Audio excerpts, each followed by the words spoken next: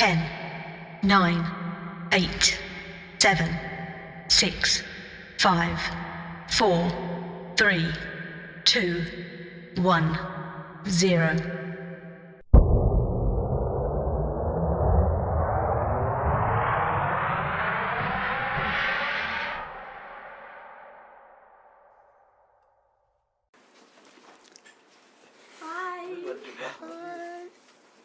Hello everyone, this is Chris Rennirt from Space Jockey Reviews, here today with my good friend and fellow blogger, John Horrordude Ginder. How are you today, John? I'm good. How are you, Chris? I'm doing just fine.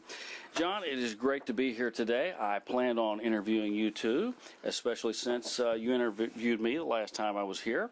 And I must say, before we get started, thank you so much to you and your wife for the delicious meal you prepared for us today. Absolutely delicious. I got up early this morning, and she had to put some pork in them spring rolls, and I had to go out and find the pig and do all. So I worked hard. All right. Well, that's the best way. Fresh. So sorry if I look haggard. Absolutely. Totally. Not like Hagrid, but look haggard. So there you go. There you go. Like, God, take it from the top again. Okay, John, we're going to get right on into this interview, if that's okay. I got my first question for you here that I know everyone wants to know the answer with here. John, if you're anything like me, and I think you are, then you were inspired by something early in your life that got you into blogging about movies and doing interviews. If I'm correct, tell us about what that was. Perhaps it was a certain actor or even a favorite movie from childhood. Well, I would say horror-wise, to like horror films, to kind of go to point A, right at the beginning, there were a few films that just really grabbed me that I was just always scared the crap out of me. And I made sure I never missed them when they were on TV. Chucky. Well, yes, Chucky was a good one. Thanks, Maya. L'Amour, the Lady Dracula from back around 1972. Of course, the Donald Sutherland's Invasion of the Body Snatchers. Saw that at a midnight showing and loved it ever since. And what was the other one? I was just thinking about this the other day, and now I just totally lost my third one. That really inspired me. Well, I guess it didn't inspire me that much after all. But those two were two that definitely solidified my like for the genre and stuff. So ever since then, I've always been watching, trying to keep up on everything, the underground, the mainstream, even remakes to see if it's worth it or not, or have something to gripe about, or be like, hey, that's actually good. But towards the blogging part, when I got on Facebook, I was, finding all these folks in there who are like, hey, they like horror too. Oh, that's cool. Oh, they saw this film that I remember. Oh my gosh, that was great. And we talked about it. And all of a sudden, I noticed there's this huge community. All these people coming out of the woodwork who are really cool and remembered these films, these same films and everything. And through all this, I found there's conventions. There's like people who write about this stuff. I knew there was movie reviewers and stuff like that, and they would interview folks who did the films, but I didn't know people wrote about them. And so my start with that, I would have to honestly came from when I met, I believe it was a mutual friend of ours, Shar Harden. Yes. So here's to you, Shar. It's all your fault. You created the monster. But so I would say she was one of the first people that I knew, that I consciously knew and was aware of what they were doing. I think I met a few others at the time, but I didn't realize what they were doing. But she was the one that I think gave me kind of the idea in a way just by talking to her. Then I was like, well, this could be kind of fun. So I just started doing it just for the sheer heck of it, and thought, well, I'd probably do this for a bit. And I'd probably get bored, and I don't want to do it anymore. But here I am, like 2 years or so later, 2.5 years later, and I'm still doing it and having fun with it. So I kind of, that's beginning of my horror infatuation, and then into starting doing the writing part. So Okay. maybe that answers it. Okay, maybe. Yeah, it sure does. Maybe. I'm the maybe dude. John, you have a number of websites, of course. You have a horrifying blog at valor23.blogspot.com, and the Contagious Podcast Talk Show that you Lost in the 80s, yes, that you host with my good friend Lee and Mai Wynn at contagiousPodcast.blogspot.com. That's right. It's a mouthful. Tell us about these two websites. Well, my Horror-fying blog one, what's weird is I started out and I was just lost in the 80s, and I thought, well, I'm just really sucked in on all things 80s. Everything from 80s comedies, 80s music. Oh my gosh, I'm such a nerd on the 80s music. And I love like the 80s slasher stuff. Yeah, I'm nerdy. So it's kind of like, when I started, I thought I'd just be doing stuff really about that era and everything, and then it just kind of took off, and I saw so much more that it just became more straight up, the Horror-fying blog. So the whole title was Lost in the 80s, a Horror-fying blog, and so some folks are kind of confused by it because they thought it was strictly only 80s. So I put on there it's horror, then some music, and right back to horror again. But it's for any era and any time frame, 60s, 70s, whatever, modern day horror. So it kind of got started with it. Really, I wasn't sure where it was going to go, and it just kind of took off. But after you have it for so long, you can't change the title of it. Right. So I couldn't change it to being more precise. So in The Contagious, that came up because I did an interview with this little Asian gal named Maya, and it was so funny how that came about. But that's another story. But but we did our interview, a little podcast about her and what she does. And after we got through with the podcast, we started talking, why don't we do something together? And that was really her idea, and I had been thinking about it, which is really wild, but she brought up the idea. And so we decided, well, let's do it. So we set that up, and I can't remember exactly how we got the name. I know it's something like because it's. We sat around. We sat around all kinds of. Something that's infected. Yeah, infected. Something. Like infected interviews or. Something related to zombies or something. Yeah. We like zombies, and then it has to be like. It basically infecting one person at a time. Yeah, to know exactly. About the. That's what was exactly. So we got The Contagious, and so that kind of got started there, and it'll be back around going real well soon. We're just both really busy. Okay, well, that was my next question, how you met Lee and Maya Wynn and got that started, but you just answered that for me. And I'm not surprised at all to hear that you said it was Maya's idea, right? Yes. I'm not surprised at all. Yeah, She is she's full the of instigator. creative ideas, absolutely. She's the ringleader. Yes. I'm not. And trust me, everyone, I've listened to this show and the Contagious Podcast Talk Show, and it is truly contagious, indeed, so be sure to check that out. Mm-hmm. John, I'm also curious about when you started your website, a Horror-fying blog. You said you've had it for two years? It's been, let's say it's been really active for the past couple years. But it's, okay, yes. ta-da, look at that. Yeah. Great. Yeah, great it's like stuff. Mr. GQ, more like HQ. It's Horror-fying quarterly. He's horrifying.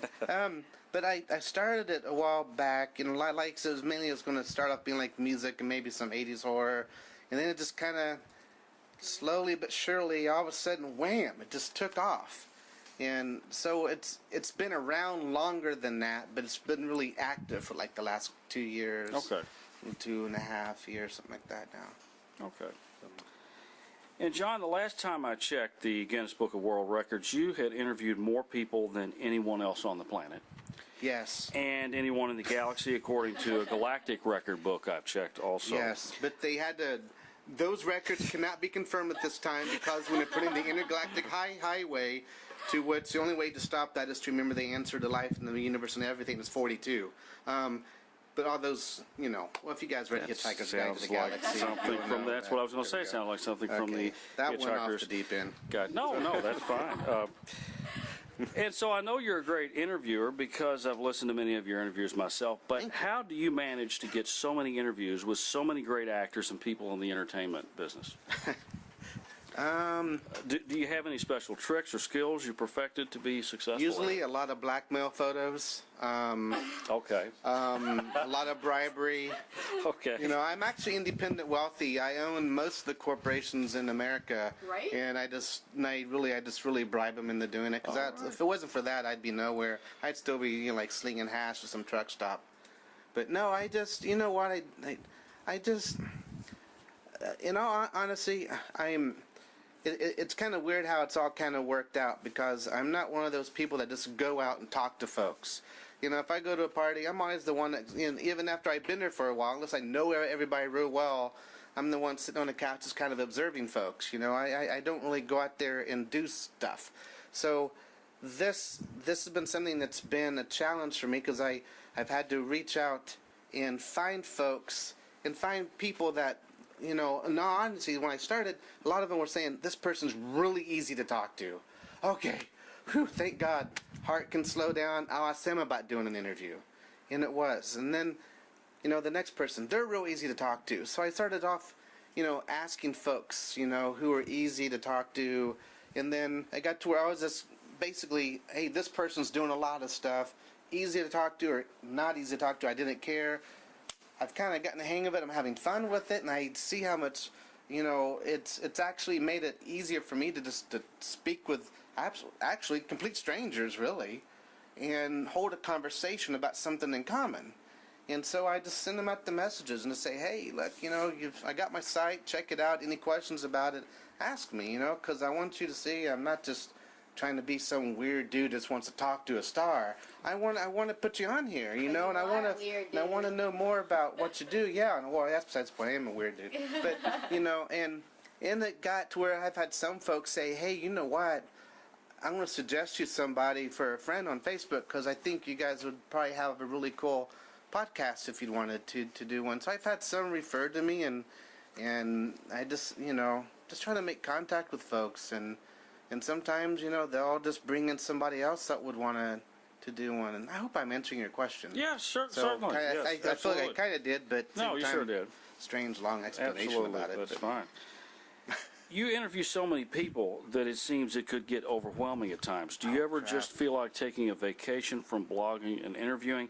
I know I get that feeling every now and then myself, but my love for what I do just keeps me moving on with it. So what keeps you going? Oh my goodness! You know what? I have fun with it, and I think if I wasn't having fun with it, when I am feeling like, man, every day I got this, or the next day I got that, or next week I got, you know, I picked up more hours, and I should have looked at my schedule because I got 4 podcasts to do. You know, if I wasn't having fun with it, it would drive me crazy. Right. Because it has. I mean, and I'm not saying this like bragging or like I'm the best thing on the planet. I mean, I'm just a freaking fan that likes horror films, and, you know, just try to relate with the folks somehow, and maybe let somebody go, oh, I like this actor, actress, or this director, or this writer, you know. But somehow, you know, it's just all been just going crazy, you know. And this year, January was just phenomenal, and I was like, holy cow. I mean, this can't keep up. Well, February I had 200 more people that looked at my site. Mm-hmm. And then last month I had 200 more from that month. So it keeps getting busier and busier, at least the people looking at it. But I keep getting all these people saying, let's do this, let's do that. And I've had to start like really keeping a calendar and writing everything down, everything from now. I used to remember, you know, like I work today, or I work at this office today, or I'm working for somebody else at this office. I'd remember them all. I can't remember half the stuff anymore because I have to write everything down with all these things going on, and it can get overwhelming. But, you know, I have fun with it, and it's cool. And I think if it was formulated like you would if you had to work for some magazine or something, I think it would just get boring, and you'd just be like, oh, great, I'm doing this just to keep them happy, you know. But I just try to have fun with it as much as I can. And there's been a few I've had to reschedule because getting a little under the weather, or timing got all screwed up or something. But, you know, I just try to just remember it's fun. You know, we're sitting down at a coffee shop drinking coffee together, but the only catch is we're not at a coffee shop sitting down drinking coffee together. That's the same thing I do. I if it wasn't fun, it would be work for me, but it's just mostly fun. It's just fun. What would you say is the best interview you've ever done, and why would you say it's your best?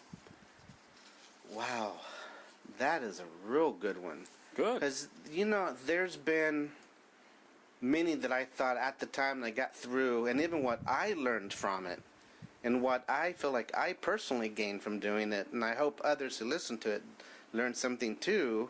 And there's been times where I thought this was it. How is this ever going to be topped? I mean, this was like an incredible experience. And it wasn't because I did it. It's because of what occurred during it, and the conversation about film and their viewpoints on it and life and how it all, is interconnected and all these things. And then I'd have another one where it was like that. And I just feel like I'd just been really honored to have had some really good, frank, real conversations with some real people that know what the heck they're doing. Mm-hmm. And I feel like I've been very fortunate. And to sit there and say, this one was better than that one, I could sit there and give you arguments for several that I can think of why it was the best one. And some there's more than just this, but I can say the one I had with Jessica Cameron was awesome. One with one that really challenged me because I knew nothing about this gal, and I told her that straight up, was Kanza Ferris. And she was awesome, and we had an incredible conversation about her career and the filming, and then it just got into how, about just life and achieving that dream of what you're wanting to do. I mean, all this, hers was excellent. And, and Debbie's that I did, Debbie Rashawn, just the other day I thought was one of the most fun ones that I've had. And it had a point to it, but we had a blast with it. I mean, there's just been some really great ones. Mm-hmm. I just feel very fortunate to have been a part of, and I just feel like there's been several that I felt, to me personally, and like I said, I hope to others also, were very inspiring. Mm-hmm. To keep on doing what you do and making things happen. And of course, I could always go back to my wonderful, wonderful supporters and encouragers from day one, the twins, the Soska twins. Yes. They have always been, they'll always be like some of my favorites because they're always so encouraging and inspiring and so much fun and so passionate about what they are doing. And they always seem to, whether I've got a fire going to keep things rolling, then it becomes a blazing inferno. If I just feel like I'm getting tired, wanting a breather, they have a way with rekindling that fire of inspiration to keep at it. And but there's just so many. Those are just a few that I can think of. Okay, and what would you say is the most challenging thing about doing interviews? I think the most challenging thing would be, I can usually, breathing, because I get going and I go, oh wait, I'm supposed to breathe. No, I'm a zombie today. I don't have to breathe. But no, I would say I've been able to, and here I'm going to pat myself on the back here for a minute. So take it if it sounds bragging, then screw it, sounds bragging. But I think I do pretty good at adapting to whoever I talk to.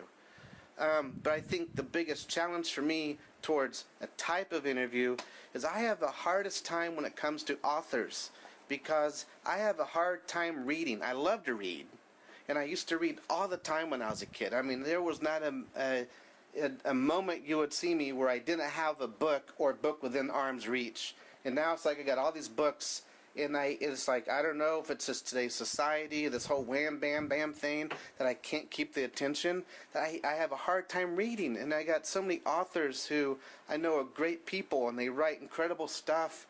And they're like, have you read my book yet? We want to do a podcast. And there's been some I've talked with, and I've had to kind of, I've gone through their book, and I've looked through it, and I've started it, and I think those are just my biggest challenges is working when it comes to authors. Okay. But I find it as a good challenge and a very relevant challenge because how many people today don't read? And I can tell you there's some great stuff out there. So me raising my hand, I'm with you. We need to read more too, not just watch the movies. But that's my biggest challenge, I think. I agree. That answers. That is a challenge, the authors. If you could interview anyone you haven't interviewed yet, who would it be and why? The one who I would really like to interview, if I could get an interview with. Because you might just get that interview. That's right. Who knows who will hear this? That's right. There's several folks I'd really like to talk to. I can't say there's a number one that I would just die to talk to. There's some I know who have passed away, unfortunately, that if I was doing this back then, and I would love to have had a chance to speak with Vincent Price. Because, I bet you he was smart and just really freaking cool. And I would just like to hear him just talk. you know. But he's gone, so that talks that one out of question. But towards living, human, breathing beings, I don't have to go like dig up and, you know, and like Maya's laughing at me. Yeah, this is when the real nerd's coming out now. Oh gosh, that's really a good one. I'd like to talk to Tony Todd just because I saw one interview with him, and honestly, he really impressed me with his film knowledge. And I would like to talk more than just Candyman Right. and Sushi Girl and Murder Set Pieces and all these Sushi Girl. things. I freaking Yes. want to just talk film with him, clear back to film noir and, you know, and some of these, you know, just film in general would be really cool with him. It's interesting you mentioned Sushi Girl because Chris and I were going to watch. yes, supposed to be really Maya good. and I were going to watch that just recently, and it's definitely in my queue for movies to review. Very interesting title and plot from what I've read. Yes. I heard it's really, really good. We should have watched it, I guess. You know what? There's somebody right now that I think I would really like to talk to. Okay, great. This is And this would be like trying to talk to George Lucas in my book. But I would, you know what? I would really like to pick the brain of Elijah Wood and ask him what was it like going from playing easygoing roles to playing Frodo to actually having to tackle playing in Maniac. Because I hear he did phenomenal in Maniac. And just to hear what was it like for him and his experience playing a role of, I mean, this dude was an absolute, I mean, he was, you know, a serial killer in this film and scalping women and keeping mannequins around with women's scalps on them and sleeping with them in their bed and all this stuff. I mean, creepy, freaky movie he had to do. And he had to tackle one that's very highly regarded with a lot of respect in the horror genre. And here he had to work on a remake, which most people hate. And they say he nailed it. Okay. I'd like to see what kind of challenges did he meet trying to play something that, I mean, think about it. Frodo, Elijah Wood, why? But that's what would make it even more mysterious, you know? Okay, well, Elijah Wood and Tony Todd, if you're listening, John Horrordude Ginder wants to Give me a interview call. You got my digits. There you go. No, you don't. No, you don't. There you go. John, what else is currently on your resume that you'd like to tell us about? Oh my goodness. Anything else in the anything else that we don't expect John Horrordude Ginder to have on his resume? Is this one of the? Is this a fancy way of like what I used to do when I first started doing these things, where I would say, "I'm just starting out, so I got real typical questions like, what's your guilty secret?" type things. Is that what it is? Is that your fancy way of asking me that? You know, example, like, do you do photography? Yeah, right, exactly. Okay. Is there something we wouldn't expect Do you write a book? you to do? We know you write interviews I mean, and stuff if- like that, but there's Oh, a chance man. you could be writing Right. a book or something. No, not writing a book. No, oh my gosh. You know what? Pretty much what you see is what you're getting. Okay. I'm Okay. very, very, very That's fair simple enough. guy. I will say this though, just because something you wouldn't expect, and I ask other people this, so it's only fair that I reveal one of mine. Everybody knows that I like 80s music. Okay. They also know I like some 70s music. And, you know, and I always talk about Slayer on Facebook. But yes, folks, John the Horror Dude owns every frickin' song ever done by Enya. All right. And I have the complete catalog of Air Supply so the wifey can listen to it. Okay, you heard it right here on There you Space go. Jockey Just Reviews. don't hold that against me. All right. Don't call me a poser. John Horrordude Ginder has something else besides interviewing that, Yes. yes, Collection. exactly. That's it.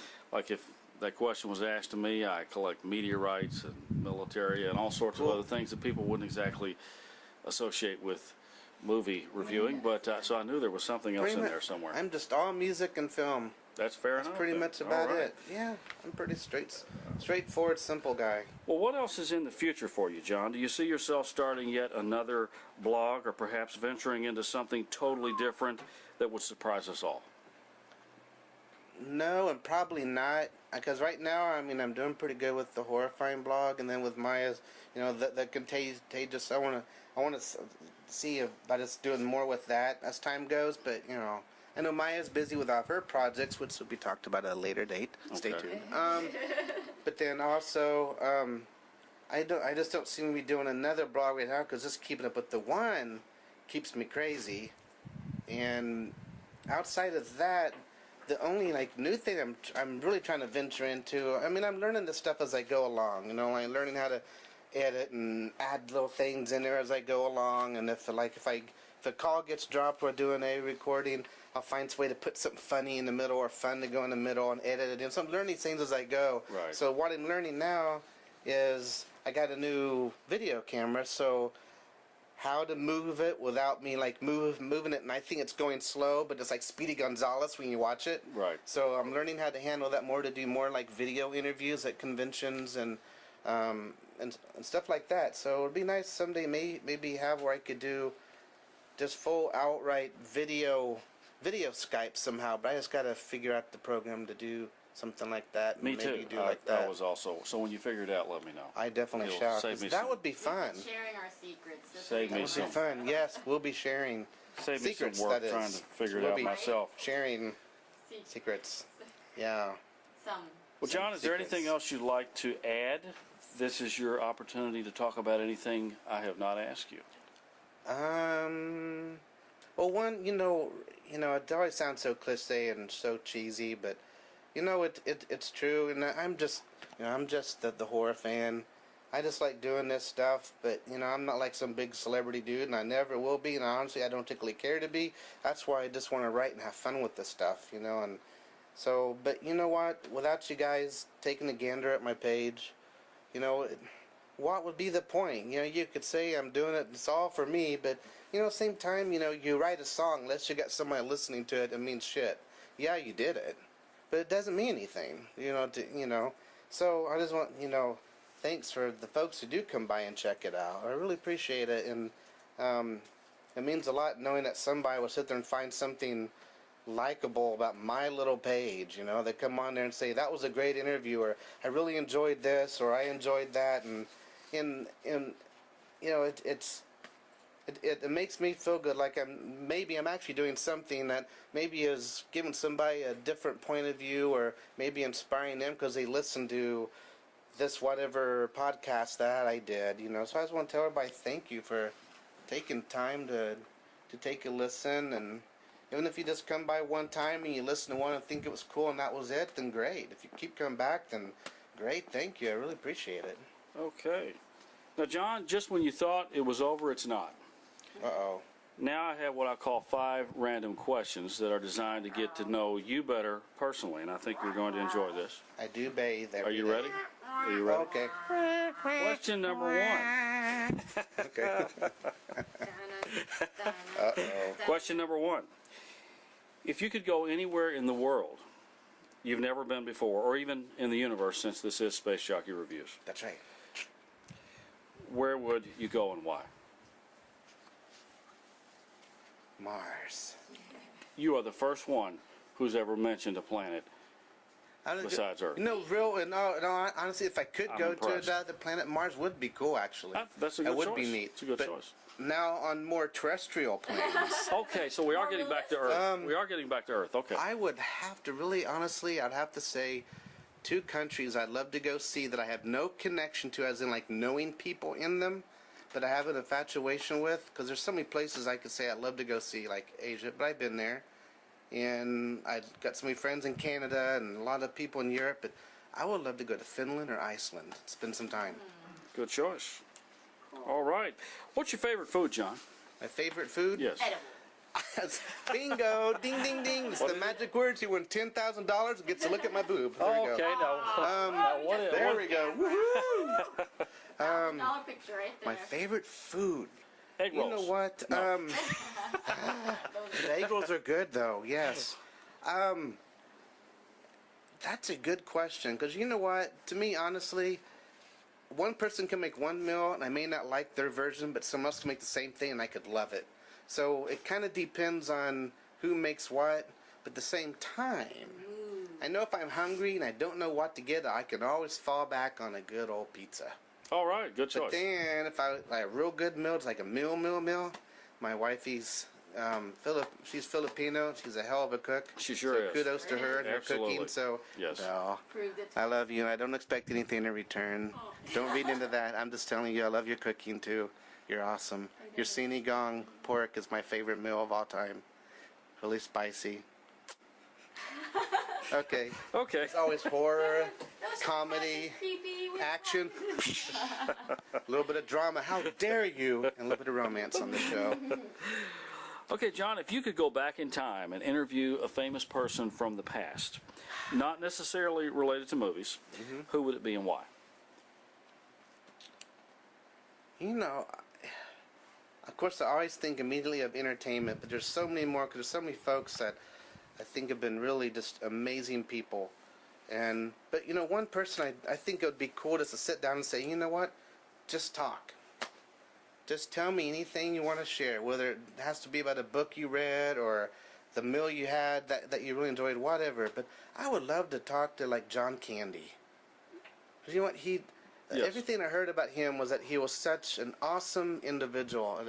I mean, a really kind man, and he tried so hard just to make people feel good and to laugh and to smile, you know, through whatever was going on. And I'm going, you know, I'd just like to see what kind of would make him tick.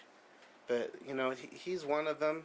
I would even say maybe, goodness gracious, that's a really good question, because I know there's several folks out there that would just be really they're just so smart. You know, and have, even if it's a different belief or a different opinion of what, or a different truth for them, I would love to hear them just talk about it, because you know they're passionate about it. I think musician-wise, I would really like to speak, just to sit down and just hear him talk, would be a guy named Genesis P-Orridge, who was part of Throbbing Gristle and Psychic TV, and some of his thoughts. Just to hear him talk about life and the magicalness of life and the mystery of life, and just relishing every moment and being true to yourself, you know, and so forth. That would be really cool. Okay. Well, John, this last question is one I ask everyone, and so far I've gotten the same answer from everyone, so I'm curious about yours. All right.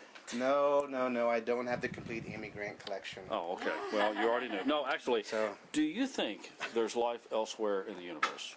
You know what? There would have to be, because, you know what? Here's my thought on it, and this is what pisses me off when it comes to a lot of religious folks. I have no objection to it. I go to frickin' church every frickin' Sunday. I grew up in a Quaker home. I went to a Baptist high school, and I go to Catholic Mass, but I'm a firm believer in a lot of the old Nordic beliefs, and I got a lot of folks who are Wiccans. So I don't have any problems with somebody believing in a faith, but the thing that pisses me off when somebody sits there and go, there are no ghosts, and there are no alien-type beings and no life anywhere else, because God made us, and that is it. But yet, God is supposed to be so powerful, all-powerful. So why would we limit that power? So if that's true, why would you limit the most powerful being by saying that there couldn't be?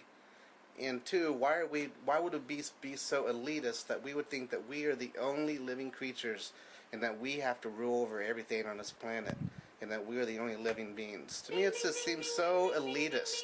Right question, right answer, right Yes. answer. That is so No, profound. I that- just, seriously, I just think, you know, I mean, Very no matter what belief there is, as soon as you sit there and say no, you have limited the power of what you claim to be all-powerful. And so it's either there is or there isn't, or you believe or you don't believe, you know. And if you believe, you have to be able to admit that there is. I mean, there has to be. I mean, just that doesn't make sense. And another thing, the reason why I believe this here, and you know, got it's just kidnapped last year. yes, huh? What? I'm like, yes, I agree. What'd you say? Okay. Wait, what? But no, but you think about it. If you look at it scientifically, if you can't grow a plant in dead soil, right? It dies. That means So when the plants grow, the soil's got to be alive. If the soil is alive, then the stuff around it that's nurturing it's got to be alive, which means somehow this planet's got to be alive. So if you find other planets, even though they find remnants of things that grow on them, whether it be little tiny little plants or little specks or microbes moving, then that means there's something living there. So, I mean, does that make sense? I mean, sure. there's a bridge there. But John, I don't know if the right bridge that I'm on, but that just seems so elitist to think that there wouldn't be. Well, John, I've got to say that's the most profound answer that any interviewee has ever given me before. Well, besides that, I am alien. I was suspecting that actually. Rip your face out. Actually, I planted Michael Jackson here to look like an alien, so people think that that's what it was like. And David Bowie was just really impressed with me and did The Man Who Fell to Earth. Is this where you rip your face off and show us your true face? I can't right now because this is supposed to be family hour, so I can't do shit like. And actually, with this question, I do eat mice live though, just like in V. with this question, I think we have discovered another talent that you have. A commodian. Well, a philosopher. It sounds like this is such a profound As answer. we were talking earlier we're right about here Harry with, Potter and the Stone Sorcerer, the British title was the Philosopher's Stone. yes, So, here with stoned philosopher. with Descartes Maybe. and Soren Kierkegaard and all the rest. Sure. I think it's Metaphysical. all very interesting. Yes. You know, the whole philosophy thing is very interesting because whether it's meant as a challenge or whether there's actually an answer or not doesn't matter. I think it makes you think about the possibilities. And if you get to the point where you quit thinking that there's a possibility, then you've already pretty much quit living. Because if you can't have a possibility of something far-fetched, you can't have the possibility that maybe you get up the next day. Well, I think right here we just hit on another possibility for another blog for you. John Ginder's thoughts on the universe and other philosophical. That could work. That would sure could. Will you let us know if you ever do that? I could do that. Start writing a manifesto, which means, well, let's see, manifesto. That means I have to buy stock in Jack Daniels. I have to buy a shotgun in a cabin in Montana. I have to get a new computer that's got like security out the ass. Okay. So I think we could do that. Okay. Good answer, John. Yeah, Best burn ever. churches and medical offices. You have set a record on Space Jockey Reviews for the best answer to question number 5 that I've ever gotten. Is question number Congratulations. 5 the Ask me same that question number? I think actually your interview came before Okay. the 5 random questions. I will be sure to ask you these in another. Trust me. I'll ask you that and a whole lot more, actually. Okay, everyone, be sure to check out John and his awesome interviews on a Horror-fying blog at valor23.blogspot.com and the Contagious Podcast Talk Show at thecontagionspodcast.blogspot.com. Check out John's Facebook pages, The Contagious Podcast Talk Show and Lost in the 80s, Music and Horror, New and Old. And you're also on Twitter. It's at John Ginder, correct? Yep. Yes, follow him on there. There's always lots of great interviews to listen to on all of John's websites, since John does hold the record for that, as we know. John, this has been another truly out-of-this-world interview. Good luck. Keep Space Jockey Reviews up to date with all you do. And again, thank you so much for being with me today. Thank you, Chris. You It's are a most pleasure. welcome. Thanks for coming up and taking the trip up here. You are most and welcome. visiting. A couple hours of driving to get up here just to talk to me. Absolutely. Anytime, and thanks again. Sitting and Yeah. an hour of sleeping. Well, Yes. some sleeping, yes, on the way, although Actually, folks, he actually came up here for my wife's cooking. I just happened to That- be here and I thought, well, might as that's- well talk to This is him. the This will be boring. driver. that's true. That's the main reason. That's the other one that sleeps next to Chris in the car. There's Chris, and then there's, well, him. And then there's cute Maya. Yes. Okay, well, this has been a great interview, and until next time, That's it. explore the universe and Stay horrified. and stay horrified. you go. Okay, there you go. Thank you. And thank you for joining us at John's Inspirational Philosophical Horror Hour.